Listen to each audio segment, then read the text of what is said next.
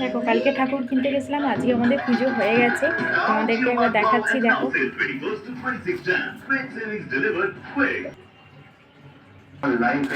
এই দেখো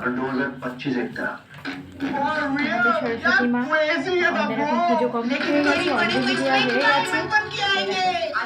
আমাদের গোপাল আর এই হচ্ছে সরস্বতী মা।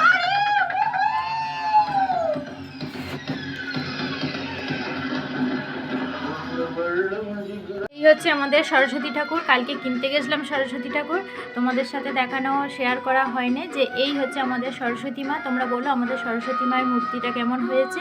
আমাদের এখন পুজো হয়ে গেছে, বাউন ঠাকুর পুজো করে দিয়ে চলে গেছে।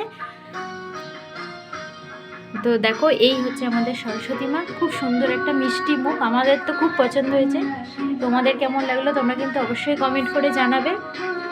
আর এই হচ্ছে আমাদের গণেশ,